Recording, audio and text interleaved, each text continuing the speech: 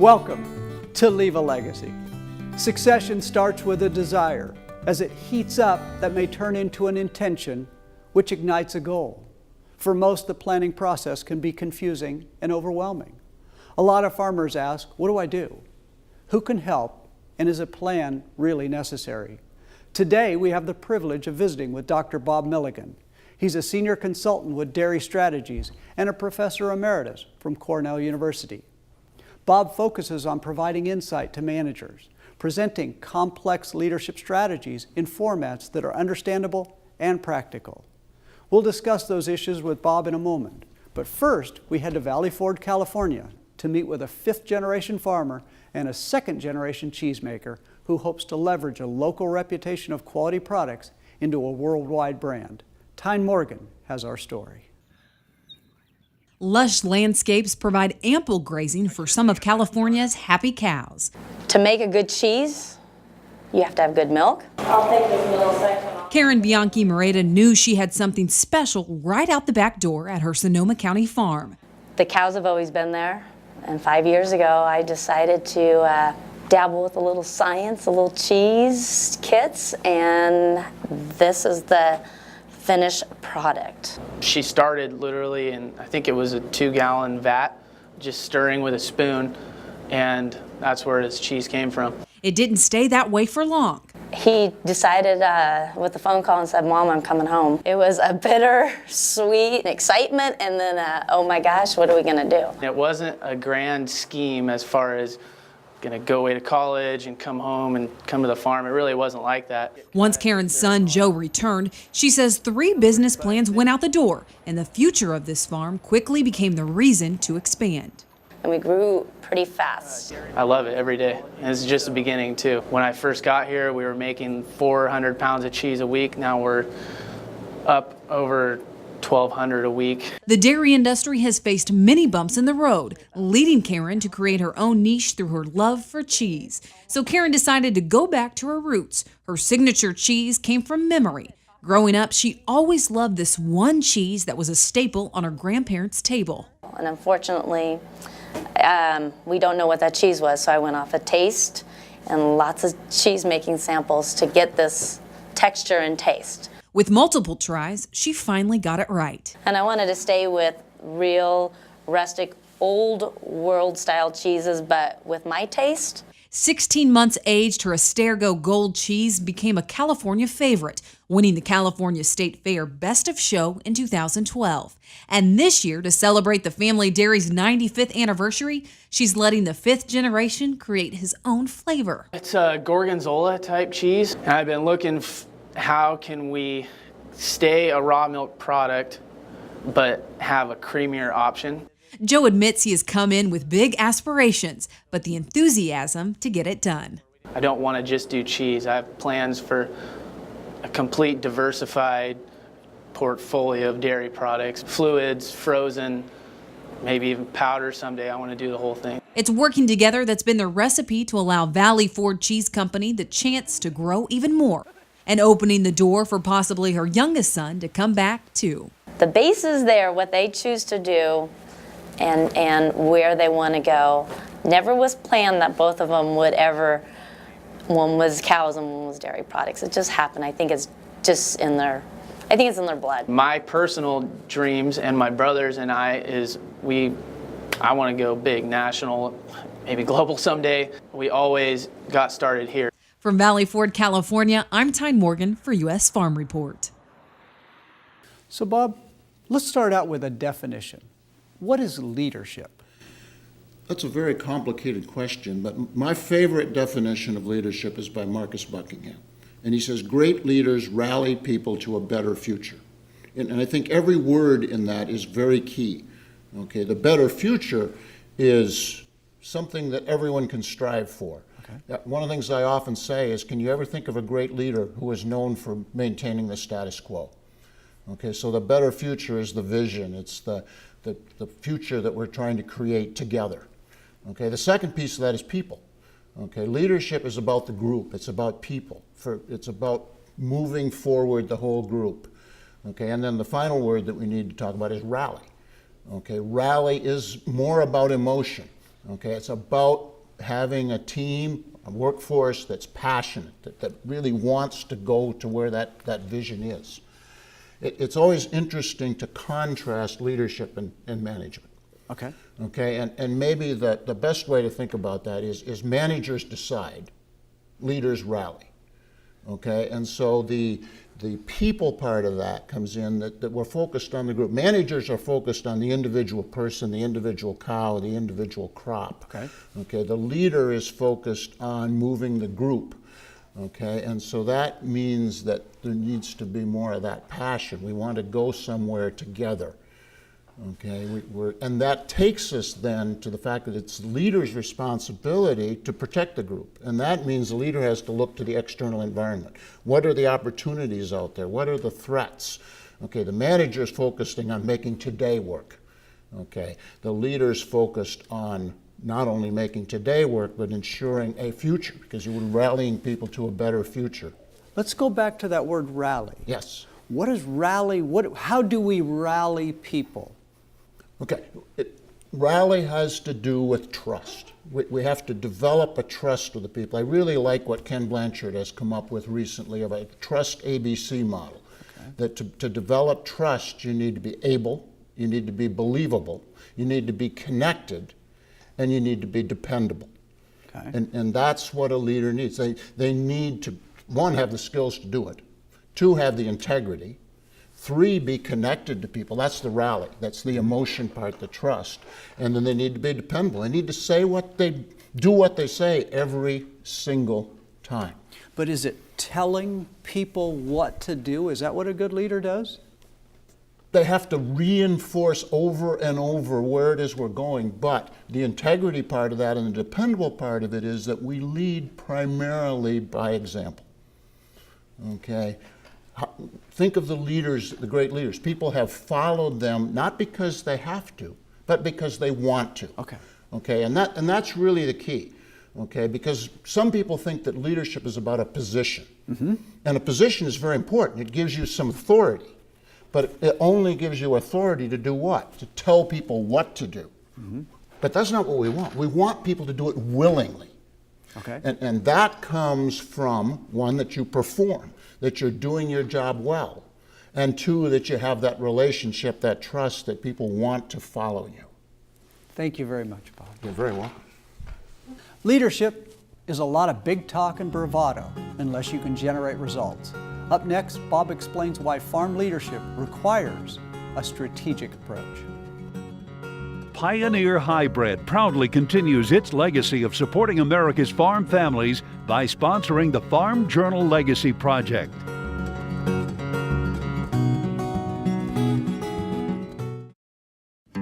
It saves time, fuel, money, everything. In the past, it's been a juggling act to get the refuge in the right place. So when it's all mixed in, it's much easier. We just dump and go. With the time I save, I can go home earlier, I can spend more time with my family. I don't need to be tending that planter all the time. I'm Andy Bakken, and I'm from Alberta, Minnesota.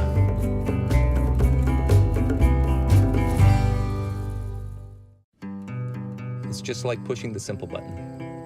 It's just load and go. And in past cases before, we'd have to manage different hybrids together. We don't have to bring our insecticide to the field. I don't have to have an extra refuge. We have a duty to be compliant, and this makes it possible. And that makes our life a lot easier. I'm Ken Ludy from Clinton, Wisconsin.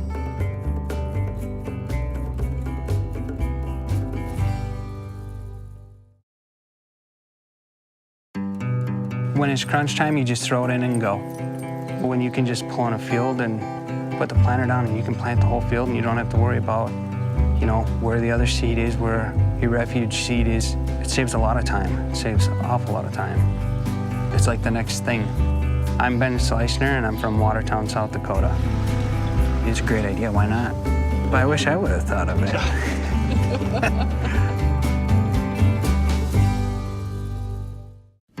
It's easy to use. Your planting windows are so small in the spring. We're able to put it in the planter and plant out the field. We don't have to make sure the planter's empty to make sure we don't have any more refuge corn in the planter. Our corn is looking really good. That's a tough thing to say in a year like this. It's a family-run business. I've been farming all my life, been here. We were born and raised here. I'm Nels Kobush from Mobassa, Minnesota.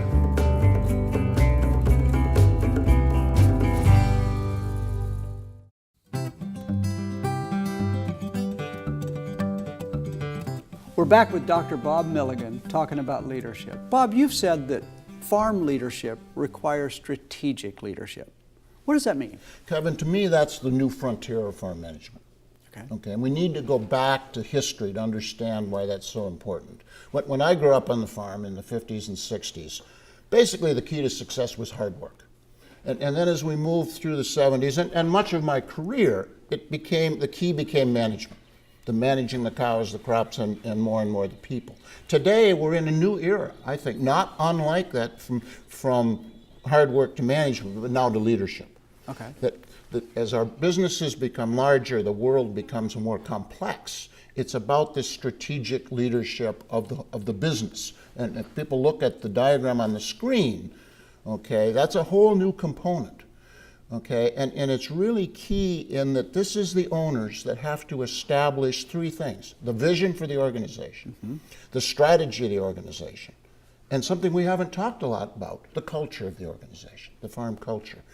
Now, I'm a firm believer that farms have had vision for a long time, okay? But today, it can't be passed on by osmosis. It's not just you and the family and the kids. It has to be articulated and especially talked about. It's what creates that better future that we talked about in the first session. And strategy was something we did once a year for many, many years. Now, I like to comment that some owner needs to roll out of bed in the morning thinking about the future of the farm. That's the strategy. The world is going so fast. And then there's the culture. Culture doesn't just happen. We've let it just happen. And culture can't be dictated. Culture has to be developed. It has to be developed, and the way it's developed is in the structures you set up, the processes you have. Okay, we have processes for cows and crops. We really don't for people. Okay, but these now are the standard operating procedures, the clarity of letting people know not only what's going on, but why it's going on. I call that chalking the field.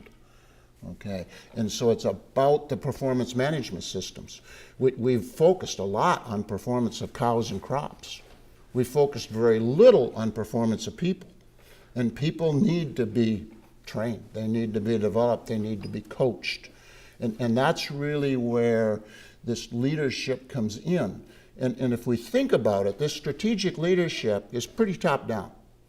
Okay, but we've heard about the upside-down organizational chart. Once you're implementing that strategic leadership, now it's the people that are out there that are doing the job. You're the coach, not unlike a baseball team. The manager's in charge of the game plan and all of that, but he can't play the game. That's good. I like the analogy with the baseball team and the manager on the bench. Thanks a lot, Bob. You're welcome. When we return, Tyne Morgan has another one from the Heartland. Success isn't easy. Success going on 6 generations will require the right attitude, aptitude, and work ethic.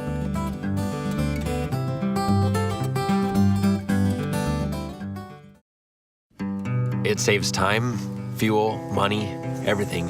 In the past, it's been a juggling act to get the refuge in the right place. So when it's all mixed in, it's much easier. We just dump and go. With the time I save, I can go home earlier, I can spend more time with my family. I don't need to be tending that planter all the time. I'm Andy Bakken, and I'm from Alberta, Minnesota.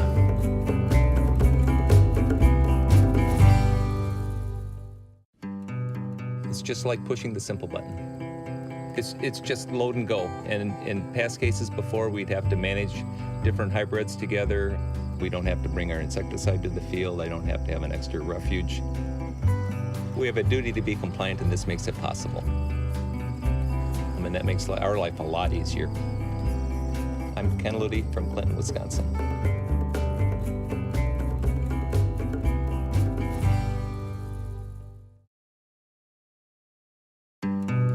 When it's crunch time, you just throw it in and go. When you can just pull in a field and put the planter down and you can plant the whole field and you don't have to worry about, you know, where the other seed is, where your refuge seed is. It saves a lot of time. It saves an awful lot of time. It's like the next thing. I'm Ben Sleichner, and I'm from Watertown, South Dakota. It's a great idea, why not? But I wish I would have thought of it.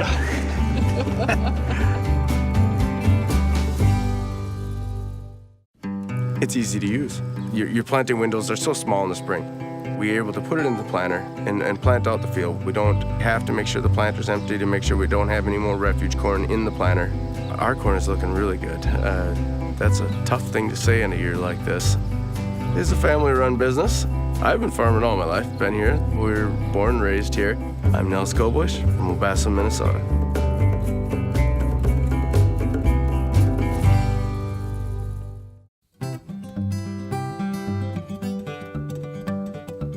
As it's passed down, only the lay of the land will remain the same. Everything changes. The ability to adapt and evolve with demands is a key to multi-generational success. For the Leiningers, adaptation is a way of life. Tyne Morgan takes us to St. Joseph County, Indiana. This Indiana land is home to a growing family. Christy and Joe Leininger have a 1-year-old named Lucas. The future of this family farm may lie with this 6th generation, but Joe wants to make sure the groundwork is already done. If he wants to come back to farm, I hope that we still will be able to have that opportunity for him to farm. Even as a young farmer, Joe understands the risk in farming. That's why he keeps a close eye on the bottom line. Everything has to stand alone by itself. Everything has to be profitable by itself, whether it's the irrigation, whether it's the specialty crop or the commercial corn and soybeans that we have, or even the pumpkins. Being diverse is also playing in the Leiningers' favor. The pumpkins have been a very good market for us. I started that 11 years ago. He said, well, let's do some pumpkins. Well, he started with pumpkins. Pretty soon that started growing, and that grew into something big, and then they said, well, let's do a corn maze. With vibrant colors painting the Leiningers' front yard, it's hard work that attracts people each fall. But more than just decoration, the Leiningers carved out an educational twist with a corn maze. Anytime that you can help educate kids along the way about farming, about something that they are not familiar with, is definitely an advantage to them and to us. A nice mix between specialty crops, row crops, and irrigation has proved successful for the Leiningers, especially after things got a little tough in 2008. Well, we had lost some farmland, significant amount of farmland right next to us, and we decided that we can't rely on the existing farmland around us, and we just had to make our own farmland more productive. They reached out and started planting new opportunities in different areas. And in just 5 years, the Leiningers have added 16 pivots, 6 of which were installed this winter. A large investment in pivots caught the eye of seed corn companies. That opened another revenue door. We've seen over the past years since we've done seed corn that every year we add pivots, they add acres. So we've been able to be fortunate from that side to increase our production of seed corn. As the landscape continues to change, improving the acres they already own is a plan that's worked well. The city has grown all around us, and so expansion is pretty tough in this area. I think the biggest thing is to not get caught up in the hype of high land prices and continue to stay profitable. Despite high input and land prices, the farm is already in the process of changing hands, being passed from one generation to the next. What we've been trying to do is put things into different LLCs. With a fresh outlook on growth and the business mindset to make it all happen, Joe knows he's paving a path for his children to one day take over and continue a legacy that's 6 generations deep. From Mishawaka, Indiana, I'm Tyne Morgan for U.S. Farm Report. Sharing theory and talking about leadership is good, but you need to know how to develop your leadership skills. When we come back, I'll ask Dr. Bob about leadership development. Basically, you dump and go. You don't have to stop. It saved me at least 2 days of planting time. To get my corn planted earlier means that I get to plant my beans earlier. So to keep that planter rolling is very important. In the end, I want to get my work done so I can spend time with my family. My name is Scott Carlson. I'm from New Richmond, Wisconsin.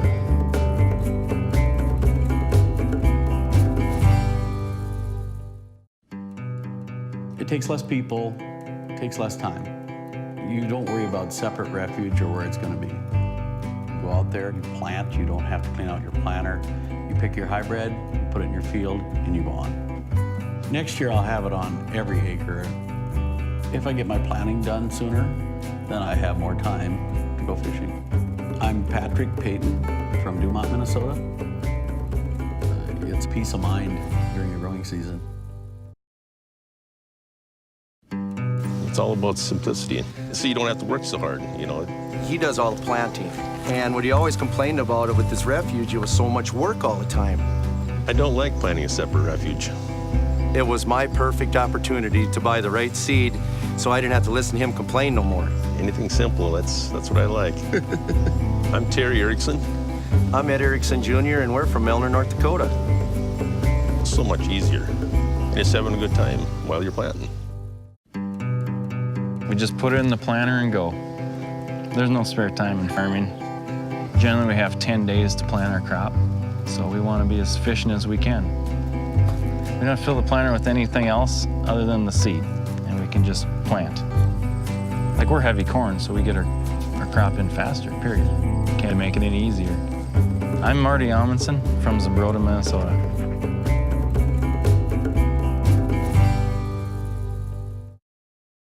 We're back again with Dr. Bob Milligan, and we're going to finish our conversation about leadership. Bob, when we left last time, we were talking about leadership culture. To develop the right culture, we have to develop the right people or the right leaders. Can you speak a little bit about that? Leadership development is probably one of the most misunderstood and complex topics there is. So let's talk about 4 ways that we need to develop as leaders. Okay, the first one is we need to understand ourselves. Okay, who we are, what our strengths are, what our blind spots are.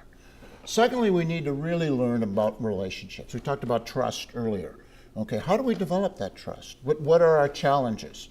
And thirdly, we just need to study about leadership. I mean, there are books, there are e-newsletters, there are conferences all over the place. And I think the fourth one that's really important is we need to network with other leaders. Okay. My brother is a very successful cash crop farmer in the thumb of Michigan. And he's been a tremendous community and industry leader. But he started by joining Rotary at a very young age. And therefore, every Tuesday noon, he interacted with the best leaders in town. Now, it isn't always Rotary, but in every rural community, there usually is some organization where leaders go. Oftentimes on the farm, when we talk about leadership, especially in succession, we're usually looking at that young generation and how do we make sure they're the right leader. But I think leadership has to be across all the generations. Can you speak about that? Well, and the senior generation has a very difficult role here. Okay. Because in most cases, the senior generation has been the sole leader for their whole career. Mm-hmm. They've been a fabulous leader, but they've done it by collecting information and then making decisions. Now they want to involve that younger generation not only in that, but in actually making the decision. And so now we're leading a group, not an individual. And that's not an easy transition for senior leaders, okay? Because it requires collaboration, synergy, all of those kind of things. For the younger, and the other thing is for the younger generation, they need to set some expectations, both in learning and in development. I remember when I was advising students, I'd have students come in and say, well, Dad says if I come home in 3 years, I can be the herd manager. And I'd say, well, what's the incentive to learn in that? Right. Okay, not I can come home and when I meet these expectations, I can be promoted. And I think we need to think about that younger generation needs to think about it as career development, not unlike their colleagues that are working for a major company, because they're going to have to grow within the business. Right. Their parents don't really understand that because they grew with the business. Their leadership skills grew and developed as they were needed as the business got larger. So when we talk about leadership development, we're talking about each generation that's active in the operation maybe changing or developing as a new kind of leader to strategically manage the farm. Absolutely. The senior generation is changing from leading as a sole proprietor to being the team leader of a group. The individual generation is learning. Thank you very much, Bob. Thank you.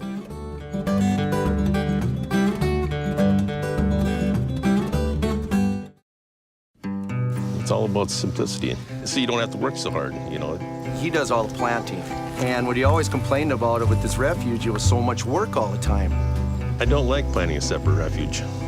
It was my perfect opportunity to buy the right seed so I didn't have to listen to him complain no more. Anything simple, that's what I like. I'm Terry Erickson. I'm Ed Erickson Jr., and we're from Milner, North Dakota. It's so much easier. And just having a good time while you're planting. We just put it in the planter and go. There's no spare time in farming. Generally, we have 10 days to plant our crop, so we want to be as efficient as we can. We don't fill the planter with anything else other than the seed, and we can just plant. Like, we're heavy corn, so we get our crop in faster, period. Can't make it any easier. I'm Marty Amundsen from Zumbrota, Minnesota.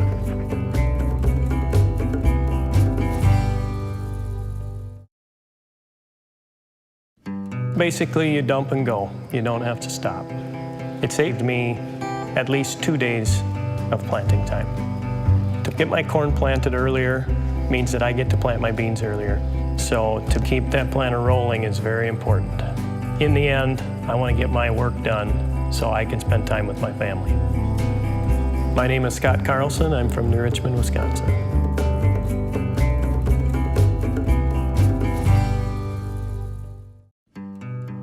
It takes less people, takes less time. You don't worry about separate refuge or where it's going to be. You go out there, you plant, you don't have to clean out your planter. You pick your hybrid, you put it in your field, and you go on. Next year I'll have it on every acre. If I get my planting done sooner, then I have more time to go fishing. I'm Patrick Payton from Dumont, Minnesota. It's peace of mind during your growing season.